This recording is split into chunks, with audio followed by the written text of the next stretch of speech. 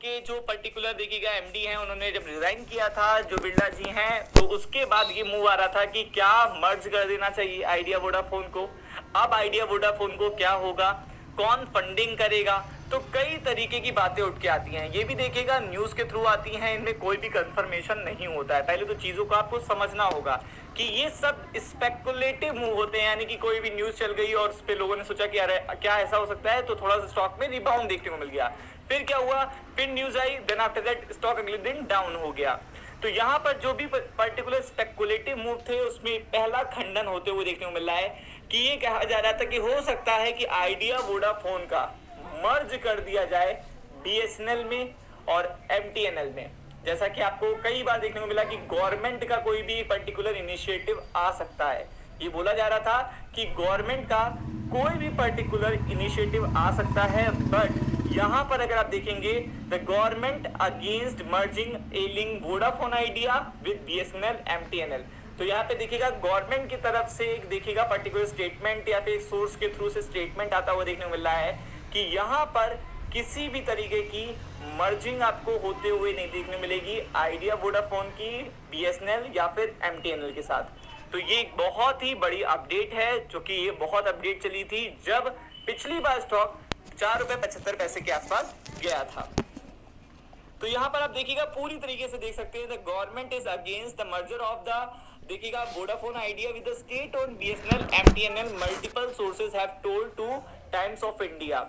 The stand comes week after the industrialist Kumar Mangalam Birla had said that he is willing to hand over his 27% stake to the crippled telco to any entity। यानी कि देखिएगा यहाँ पर एक जो बहुत ही बढ़िया initiative जाते जाते भी मंगलम जी ने करा है, वो बहुत बड़ी बात है कि इस पर्टिकुलर कंपनी को बचाने के लिए वो चाहते हैं कि जो उनका 27% का स्टेक है वो कोई भी पब्लिक सेक्टर अंडरटेकिंग ले ले, और जिसके थ्रू क्या हो जाएगा, पर्टिकुलर कंपनी को मिल जाएगा स्टेक फंड्स, और उस फंड्स को पंप अप करके आगे की रणनीति बनाई जाए। अब आपको पता है कि कोई भी प्राइवेट प्लेयर्स इस पर्टिकुलर कंपनी में इन्वेस्टमेंट नहीं करना चाहते। इवन द पेरेंट कंपनी नहीं चाहती है कि वो किसी भी तरीके की फंडिंग या फिर किसी भी तरीके की कोई भी एक भी कैपिटल इन्फ्यूज करे।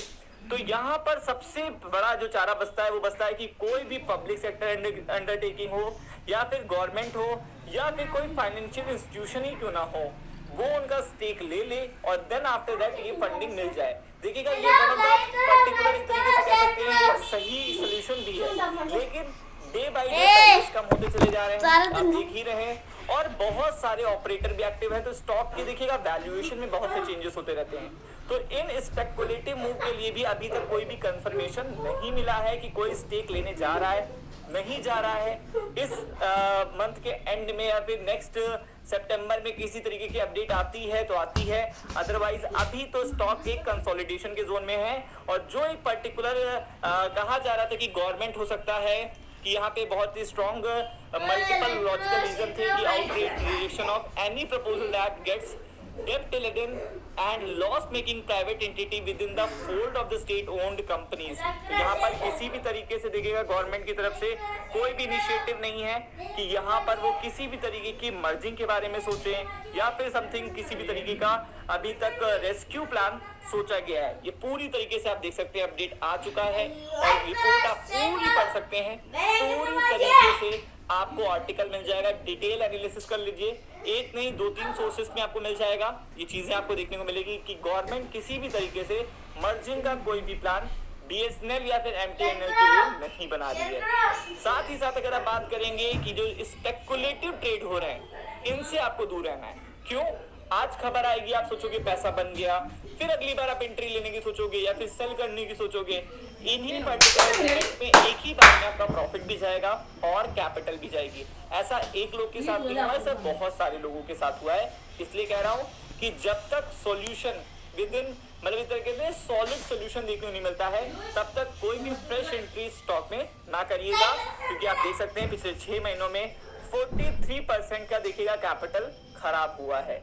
और जब तक आपको पता है कि पेरेंट कंपनी कोई सपोर्ट नहीं कर रही है, गवर्नमेंट की तरफ से कोई इनिशिएटिव नहीं आ रहा है, कोई बड़ा प्राइवेट प्लेयर कोई यहाँ पे अभी तक कोई बात नहीं कर रहा है, तो ये सारी चीजें देखिएगा, एक लॉजिकल रीजन है कि जब तक कोई सपोर्ट करने नहीं आएगा तब तक कंपनी में रिबाउंड नहीं आ सकता।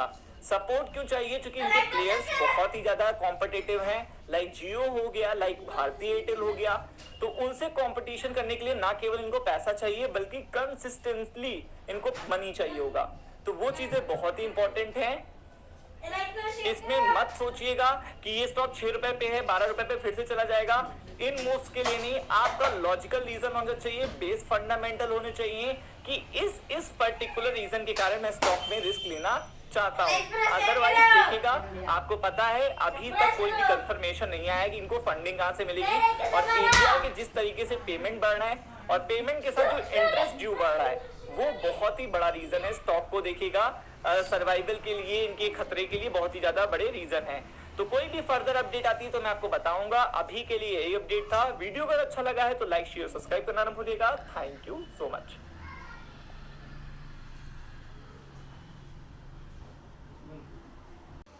वीडियो कैसा लगा कमेंट करके बताओ और सब्सक्राइब करो। और एक मेरा प्राइवेट टेलीग्राम चैनल है, ज्वाइन करो मेरा टेलीग्राम चैनल। मैंने लिंक डिस्क्रिप्शन में दे चुका हूँ, जाके ज्वाइन करो। ओके, आज के लिए इतना ही। Thank you.